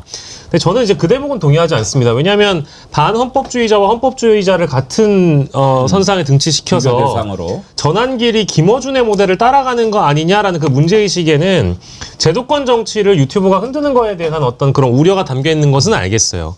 근데 하지만 김어준 씨가 반헌법주의자는 아니거든요. 이제 그런 차원에서는 저는 그 지적을 좀 하고 싶고요. 다만 마지막으로 우리가 어떤 권력에 대한 견제라는 차원에서 봤을 때 김어준의 뉴스공장이 이제는 대통령실 취재까지 들어가는 하나의 이제 언론의 역할을 하고 있는데 정파성이 너무 지나치게 갖고 있는 미디어는 아닌가? 이제 이 문제의식을 우리가 한번 같이 고민을 해보면 정파성에 대한 부분은 분명히 좀 해결이 될 필요가 있다고 저는 개인적으로 보고 있습니다. 왜냐하면 이제 지난주에 있었던 조국 혁신당과 관련된 성비위 사건에 대한 주제가 있었을 때 이제 김어준 씨가 그 주제를 과연 다뤘는가? 비판 의식을 가지고 다뤘는가에 대한 그 지적을 대다수 이 뉴미디어 소비자들이 했었거든요. 근데 목요일에 기자회견이 있었던 걸로 제 기억을 하는데 목요일, 금요일 둘 다 이제 양일간 다루지 않으면서 이거는 언론이라고 부르는 스탠다드한 기준에 부합하지 않는다라는 이제 비판이 또 나오고 있었거든요. 그런 차원에서 생각해 보면 이제는 언론이 되어버린 김어준의 뉴스공장, 겸손은 힘들다 이 채널이 좀 더 건강한 언론이 되기 위해선 우리가 알고 있는 언론의 스탠다드한 기준을 좀 맞춰가야 된다라는 비판으로 저는 이제 이해를 했고요. 이제 그런 차원의 견제와 비판은 충분히 이제 가능하지 않는가. 이제 이 대목입니다. 이 지점에서 제가 박영식 앵커님한테 좀 물어보고 싶은 게 있는데 지난번에 왜 김용남 의원님하고 같이 펴냈던 책이 있었지 않습니까? 네네. 이름이 뭐였더라? 대망론. 네, 대망론이라는. 대망론. 대망론 보면 이제 김용남 의원님이 경제 쪽 관련해서 좀 깊이 있는 성찰을 하셨고 박영식 앵커 이제 언론 부분을 쓰셨잖아요. 그 제가 관심 있게 봤는데 지금 이제 언론에 대해서 그동안 우리가 전통적으로 생각하는 언론은 공정, 무사. 그러니까 사악하거나 개인이나 뭐 이제 사익이 없이 거기에 이제 불편 부당이었고 편을 들거나 어떤 특정한 정당을 뭐 이렇게 하지 않는다. 그러면 그게 진리인가? 그러니까 불편 부당이 언론이 가야 할 길이다 라고 한다면 이렇게 특정 편파로 가는 것은 옳지 않은 게 되는데 그 기준을 망고불변의 진리로 생각하고 가야 하는가에 대한 생각이 좀 있어야 되는 거 아닌가. 이제는 그러니까 이제 그게 변화를 분명히 하고 있거든요. 제가 어디선가 봤는데 김어준 씨가 그 얘기를 했다고 그러더래요. 우리는 편파다. 그러나 편파로 가는 과정은 공정하다. 그런 얘기를 했다고 하던데 지금 트럼프도 노골적으로 뭐 자기를 지지하는 것만 언론이라고 인정하고 대우를 하고 그렇지 않습니까? 근데 불편부당이라고 하는 것을 바꿔야 되는가? 그 기준을 다시 생각해 봐야 되는가? 아니면 그 기준에 맞지 않는 언론이 생각해 봐야 되는가? 그건 어떻게 생각하세요? 그러니까 쉽게 얘기하면은 이제 이거를 바꿔서 말하면 민주당 지지 방송이다라고 내지는 어떤 특정 정당에 대한 편향성을 갖고 있는 우린 방송이니까 유념하고 보십시오라는 전제가 있다라는 거는 대부분의 유튜브 소비자들은 다 아실 거예요. 근데 중요한 건 불편부당의 원칙을 따른다고 하더라도 그 과정도 좀 정의롭고 결과도 정의로웠으면 좋겠다라는 대목인데 그 정의라는 것은 정당 내부에서 어떠한 사건이 발생하거나 했다고 해서 그 사건을 덮는 것이 아니라 그 정당에 있는 어떤 치부를 같이 드러내주면서 공론회장에서 논의할 수 있는 유튜브 채널이 되어야 되고 미디어가 되어야 된다라는 얘기인 것이죠. 즉 아까 제가 말씀드렸던 부분 중에 오해 없이 좀 설명을 드리자면은 이제 이른바 이제 민주 진보 진영의 어떤 큰 틀 안에서 본다면 조국 혁신당이나 민주당이나 함께 그 어떤 한 바구니 안에서 보통 보도를 했던 곳이 김어준의 뉴스 공장이라고 한다면 조국 혁신당의 문제를 왜 덮고 가느냐, 왜 드러내지 않느냐, 이제 이 대목에 대한 비판을 말씀드리느라고 절차와 과정이 정의로웠으면 좋겠다라는 그 한 축을 말씀드린 거고요. 앵커님의 질문에 다시 응답을 드리자면은 마지막으로 불편부당함을 지켜가면서 언론이 어느 쪽에도 치우치지 않는다라는 그 기준은 레거시 미디어 쪽에 해당하는 거라고 보통 우리가 생각하니까 뉴 미디어에서는 비록 우리가 어떠한 층이나 계층이나 정당을 대변하는 방송을 했다고 하더라도 이제는 대통령실에 이제 출입하는 기자까지 이제 생긴 마당이라면 한쪽의 층을 대변했다고 하더라도 좀 더 중도 외연을 확장시키면서 공론회장을 좀 넓혀갈 수 있는 어떤 미디어의 역할을 했으면 좋겠다라는 것이 저의 이제 지적이었습니다. 김유정 의원님이 이제 대변인 하셨기 때문에 사실 언론의 생태라든지 그런 것에 대해서 잘 알고 계실 텐데 지금 벌어지고 있는 과정에 대한 생각을 좀 듣고 싶어요. 지금 그 말씀하시기 전에 대표적인 댓글 몇 개만 제가 읽어드릴게요. 진관웅님, 김어준은 민주진영의 보배로운 언론인, 민주진영에서 당당하게 지켜줄 것. 그 다음에 LLLL, IILIL, 뭐 복잡합니다. 공중파 방송인가 유튜브잖아. 얼마든지 김어준 마음대로지. 취향대로 골라서 보면 되는 거 아닌가요? 배동호님, 정치 1번지와는 진행 자체가 다릅니다. 청취자나 애독자의 의견이 전혀 반영되지 않는 것이죠. 그래서 정어리 같은 방송은 없다는 겁니다. 이거 뭐 칭찬해 주시는 것 같은데 아무튼 이런 의견들이 막 올라와요. 지금 일어나고 있는 일 어떤 시각에서 보고 계십니까? 유튜브가 굉장한 영향력을 가지고 있는 건 맞죠. 예. 그리고 정치적인 영향력도 저는 상당하다고 봅니다. 그런데 이제 곽상원 의원의 SNS 글을 통해서 이제 이게 조금 더 확산돼가지고 여러 가지 이제 논쟁을 야기를 하고 있어요. 그런데 곽상원 의원이 그 주간경향의 기사를 링크를 했습니다. 링크를 하면서 이제 본인의 의견을 거기에 덧붙였어요. 그래서 지금 김어준 방송에 출연하지 않은 의원이 60 몇 명밖에 안 된다는 거잖아요. 이제 그러면서 나도 이제 그 중에 하나다. 그래서 본인의 이야기도 얘기를 하고 그러면서 이렇게 권력화되는 것에 대한 경계, 비판 이런 것도 이제 곁들여서 얘기를 했어요. 저는 개개인의 의원이 하나의 헌법기관으로서 얼마든지 소신껏 본인 얘기할 수 있다고 생각합니다. 그런데 이제 그게 거기에 대해서 또 막 비난과 비판을 하는 또 의원들도 또 있어요. 이제 그러다 보니까 이게 막 서로 공방이 치열해지고 또 뭐 내가 특정 개인에 대한 이야기는 아니었고 어떤 정치 유튜브 전반적인 어떤 이 생태계에 대한 이야기였다. 그리고 특정 개인에 대한 비판은 아니었다. 또 이런 또 답도 나오고 이렇게 됐는데 실제로 그 영향력을 무시할 수는 없을 정도로 굉장히 이제 어떤 정치적 현안 이런 거에 대해서도 영향력은 저는 크다고 생각을 합니다. 그래서 거기에 대해서 저는 얼마든지 얘기를 할 수 있다고 보고요. 각자의 의견을 소신껏. 그리고 유튜브가 레거시 미디어가 할 수 없는 것들을 대신하고도 있다고 생각합니다. 이를테면 이제 대표적으로 뭐 탐사 보도랄지 혹은 레거시 미디어에서 거르고 그냥 그 보도 안 하는 내용에 대해서도 주제로 얘기할 수도 있는 것이고요. 반대로 명이 있으면 암도 있는 것인데 음모론적 시각 또는 가짜 뉴스 이런 것들이 뭐 실제로 이제 극우 유튜버를 중심으로 이런 것도 상당히 많이 나옵니다만은 그렇게 또 병폐적인 것도 많기 때문에 그래서 어제 대통령도 이 언론법 개정안에 대해서 이 유튜브에 대한 얘기도 굉장히 염려를 하면서 얘기를 하신 것이고요. 포함을 시켜야 된다라고. 그래서 저는 이런 논의 자체가 일어나는 것 자체가 특히 이제 주간경향의 기사를 촉발로 해서 이렇게 됐습니다만은 그 자체로 이미 권력화됐다는 건 저는 일정 부분 인정하고 가야 된다고 생각해요. 그 영향력 자체는 무시할 수는 없는 거거든요. 다만 거기에 대해서 개개인이 얼마든지 의견을 피력할 수 있는데 마치 너는 왜 그걸 그렇게 생각하느냐라고 비난하는 것. 그 부분도 저는 좀 절제가 필요하지 않나 이렇게 생각해요. 그러니까 곽상원 의원이 과도하게 매도를 당하고 있다라는 생각을 저는 한편 하거든요. 아니, 그건 본인의 소신이고 의원이 그 정도 입장은 얘기할 수 있는 거라는 생각을 하는데 그것도 걸러서 들을 필요도 있는 것이고요. 그래서 이 논쟁 자체가 이렇게 이루어지는 것 자체가 그만큼 우리의 언론 환경, 미디어 환경이 변화하고 있다는 것이고 건전한 방향으로 귀결하도록 우리 모두의 집단지성이 필요한 시점이 아닌가 생각해요, 저는. 김종 원장님 의견 한번 들어보죠. 뭐 저는 이제 이 정도 토론할 때가 됐다고 생각을 했었어요. 그러니까 지상파 중심에서 종편 보도 편성 채널로 넘어오던 과정에도 엄청난 논쟁이 있었었고 지금 같은 경우는 유튜브에 있는 다양한 채널 자체가 의제를 설정해낼 수 있는 힘을 가지고 있다라고 하는 것이 보여줬고 특히 내란 과정에서 상당히 중요한 역할을 했다고 생각하거든요. 전 그렇다면 여기에 대한 토론은 분명히 필요하다.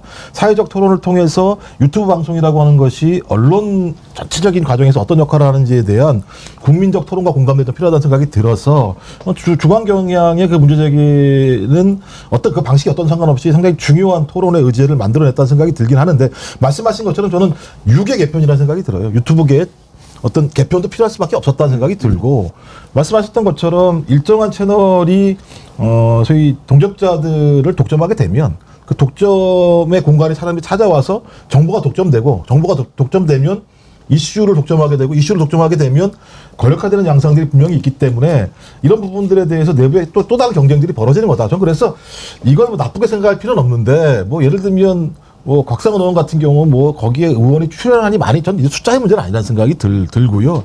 얼마만큼 건강하고 다양하게 토론할 수 있는가라고 하는 부분들에 대해서 유튜브 이번 토론 과정 자체가 언론 과정에 어떤 유튜브가 정확하게 등장할 수 있는 공간, 등장하되 좋은 방향에 등장을 할 수 있는 조건과 객관적인 환경을 만드는 토론으로 가야 된다는 생각이 들고 그게 아니라 뭐 문재인 괜히 이재명 괜히 이런 논쟁과 들러붙은 방식으로 토론하지 않았으면 좋겠다. 저는 그래서 토론 잘했으면 좋겠다. 저는 이렇게 생각을 합니다.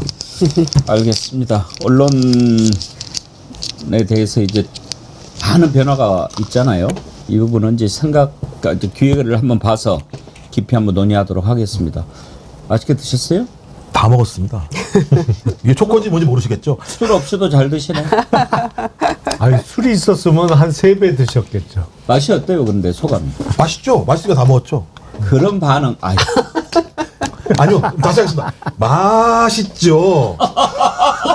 그러니까 다 먹었겠죠? 저런 분은 진짜 먹방 아웃이죠? 아니 근데 먹방은 제가 알기로는 맛있게 먹는 모습 자체가 먹방의 그래요? 가장 중요한 요소 같은데요. 리액션이 좀 근사해야 되는 거 아닌가? 근사했지 않습니까? 제가 예. 넷플릭스 가끔 보시죠? 예. 저는 그 필이라는 프로그램 재밌게 봐요. 그 유명한 미국의 프로듀서인데 세계 각국을 돌아다니면서 음식을 맛보고 막 이렇게 하는 건데 그 사람의 또 따뜻한 인간미가 느껴지는 프로그램이라 너무 좋아요. 근데 그 필은 음식을 먹으면서 정말 좋으면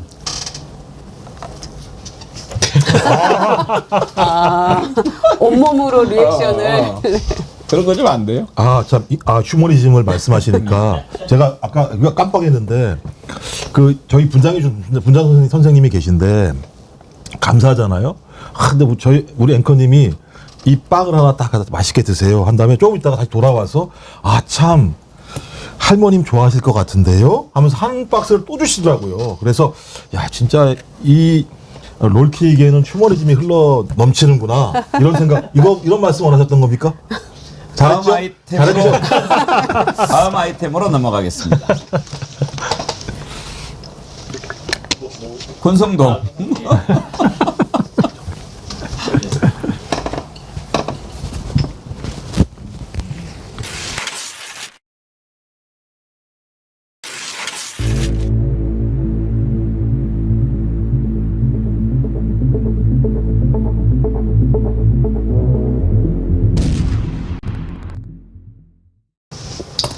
어제 국회에서 권성동 체포동의안이 가결이 됐습니다. 그런데 권성동 자기가 일부러 나 체포해라라고 가라고 쓴 것을 보여주면서 투표함에 집어넣더라고요. 왜 보여줬을까요, 김유정 의원님? 난 이렇게 내 말의 약속을 지켰다. 그리고 본인이 주장한 대로 나는 죄 없다. 내가 한 번인가 두 번 본 사람한테 돈 받았겠냐. 막 이렇게 항변했잖아요. 그리고 국민의힘 의원들을 향해서도 제발 가결시켜 주세요라고 했는데 국민의힘은 다 나가고 본인은 본인의 말에 책임진다. 이걸 막 과시하기 위한 거였겠죠. 혼자 남아서 투표를 하고 근데 공교롭게 반대표가 한 명이 나왔는데 본인은 가라고 적은 거를 집어넣었으니까 적어도 나는 아니다라고 이제 혐의에서 벗어날 수는 있었겠죠. 그래서 결과적으로 177명이 그 출석을 해서 113회 찬성표가 나왔거든요. 그런데 이제 민주당 의원이 166명이니까 예. 뭐 다 참석했는지는 모르겠지만 그 전제하에 뭐 한 몇 표가 더 추가적으로 왔겠죠. 근데 반대표는 모르겠어요. 개혁신당에서 찍었는지 뭐 누가 했는지. 누가 반대했을까요? 궁금하더라고. 그러니까요. 근데 저는 국민의힘 의원들이 서약서까지 쓰고 포기한다고 그렇게 다 해놓고 그때로 다 나가버리는 예. 것도 참 부적절했고요. 첫째. 저는 왜 나갔는지 알아요. 왜 나갔을까요? 반대표 나올까봐? 찬성표 찬성표 나올까봐? 엄청 나오죠. 그렇죠. 이탈표 당연히. 근데 뭐 본인이 원했는데 뭐. 그러니까요. 아니 그리고 얼마나 권성동 그 윤석열 때 위세 부르는 거 보고 참 그 소외감 느끼고 불만 있는 국회의원들 많겠습니까? 속이 뒤틀렸겠죠. 얼마나 지금 막 이렇게 통일만 막 하면서 그 국민의힘 많은 의원들이 너 윤석열한테 붙어서 혼자 겁나게 헤쳐먹었구나 이렇게 생각하지 않겠어요? 그렇죠. 근데 저는 어제 한 근데 말씀만 더 그거는 드리면 잘못된 표현이 있어요. 혼자 해먹지 않았어요. 권성동 의원보다 분명히 더 해먹은 사람이 있습니다. 있어요? 네, 앞으로 나오겠죠 이제. 누구예요? 대충 짐작은 아닌데 네, 있어요. 분명히 있어요. 네. 아니, 제일 그러면 김영남 의원님 보시기에 네. 권성동이 몇 등 정도 할 것 같아요? 해먹은 것 중에서? 한 3등? 아 그래요? 네. 그 위로 2명이나 더 있어요? 분명히 있어요. 예. 저는 권성동이 1등일 줄 알아요. 아니에요. 뭔가 아시는 거죠? 그러니까요. 저도 그 생각 못 했는데, 근데 아직은 뭐 이제 드러나지 않은 뭐 이제 영남 기득권이라든지 뭐 또 뭐 드러나지 않은 윤핵관이라든지 이런 사람들이 더 해먹었을 가능성은 충분히 있는 것 같고, 지금 드러난 수사를 통해서만 지금 권성동에 대한 체포동의안 표결이 있었던 거다 보니까 아마 우리가 알지 못하는 인물이 또 등장할 가능성이 있겠죠. 근데 지난번에 영장이 한번 기각됐었죠, 권성동. 그거는 강원랜드 취업 청탁 사건과 예. 관련해서 그때는 구속영장 청구 시기를 비회기에 내가 영장 재판에 출석하겠다고 해서 이제 국회의원의 불체포 특권이라는 거는 국회 회기 중에만 보장되는 권리잖아요. 그래서 회기 끝난 다음에 영장 재판에 출석했는데 그때 구속영장이 법원에서 기각이 된 적이 있죠. 그리고 뭐 전국적으로 그거는 무죄가 나왔어요. 혹시 이번에도 기각될 거라고 기대하는 걸까요? 제가 보기엔 이번에는 어렵겠죠? 그런 기대를 하기는 너무 어려워요. 워낙 증거가 네. 피할 수 없는 그런 증거들 아닙니까? 그러니까 어떤 불법적인 자금과 관련해서 그게 불법 정치 자금이든 뇌물이든 이 정도 증거가 나오기가 쉽지 않거든요. 왜냐하면 전달한 사람의 확실한 진술뿐만 아니라 보통은 그 정도가 있는 게 다예요. 근데 이거는 그렇게 확실하게 진술하는 사람의 와이프가 당시 또 통일교 재정국장이다 보니 뭐 전달 직전 시점이라고 추정되는 시기에 찍힌 사진부터 해서 사실은 증거가 꽤 많잖아요. 그게 이번 구속영장에도 자세히 설시가 됐고 불법 겨우 대응 논리라고 반박하는 논리가 처음 만났는데 상식적으로 어떻게 돈 받겠냐 그 얘기잖아요. 그 처음 만나기 전에 얼마나 뭐 저기를 많이 했을 텐데. 아니 그거는 죄질이 더 안 좋은 내용 아니에요? 근데 지금 이거는 사건 자체가 좀 심플하게 보자면은 중식당에서 만나서 4인 회동이 있었는데 한 사람이 적십자 부회장이었던 거예요. 그 시기에 한 사람이 있고 세계일보 부회장이 세계일보 부회장하고 적십에서 총대예요. 예. 그런 두 사람이 배석을 했다가 윤영호와 권성동이 따로 이제 시간을 가지라고 아마도 주선해줬던 세계일보 부회장과 그 적십자사 총재가 빠진 상황이었거든요. 예. 근데 또 다른 증거가 나온 것이 윤영호가 권성동에게 큰 거 한 장 서포트를 해줬다라는 그 사실관계를 세계일보 부회장 쪽에다가 아마 확인 문자를 넣었던 모양입니다. 이제 그것이 증거로서 확보가 된 것이고, 두 번째는 저는 권성동의 전략이라고 본다면 아마 한덕수와 유사하지 않을까 싶어요. 왜냐하면 구속영장 실질심사에서 구속을 피하기 위해서 한덕수도 마지막에 진술을 결국에는 바꿔서 내가 계엄 선포문을 받았다라고 인정한 바 있지 않습니까? 그래서 불구속에 대한 무게를 권성동 씨가 아마 둔다라고 한다면 저는 혐의를 일부 인정하는 방향으로 도주의 우려나 증거인멸의 우려가 없다는 부분을 또 강변하면서 한덕수와 같은 전략을 취하지 않을까라고 생각되는데, 사법부가 불행히 만약에 저희 국민들이 걱정하시는 대로 불행하게도 썩어 있다면 그 영장을 또 기각할 테지만 저는 그럴 가능성이 지금 시기엔 매우 낮고 사건의 어떤 중대성이나 증거 확보의 부분도 한덕수에 비해서 상당 부분 더 많이 돼 있다라고 보기 때문에 그 영장이 발부될 가능성이 매우 높다라고 생각합니다. 앞으로 절차는 어떻게 되죠, 이제? 이제 체포동의안이 국회에 청구가 됐으니까 통과가 됐으니까. 이제 영장 재판을 열 수 있는 거죠. 예. 이제 체포동의안의 의미라는 것은 사실은 영장 재판에 출석할 때까지는 불구속 상태에서 출석을 하잖아요. 근데 영장 재판이 끝나고 나면 이제 구금시설에서 대기를 하죠. 예. 그 동안 체포 구금을 해 놓을 수 있게 국회가 동의를 해주는 거예요. 그런 의미에서 체포 동의안입니다. 그러니까 기다렸다가 법원에서 구속영장이 발부되면 그대로 이제 주로 서울구치소 등의 수감시설로 이동을 하는 거고, 예. 영장이 기각되면 바로 풀려나는 것인데, 다음 주 초 뭐 적어도 수요일까지는 영장재판 기일이 잡히지 않을까요? 화요일이나 수요일이 될 가능성이 높아 보입니다. 알겠습니다. 예, 오늘 권성동 체포동의안 가결까지 살펴봤습니다. 김영남 의원님, 박영식 앵커님 끝까지 수고하셨습니다. 감사합니다. 고맙습니다. 정말 잘 고맙습니다. 보내십시오.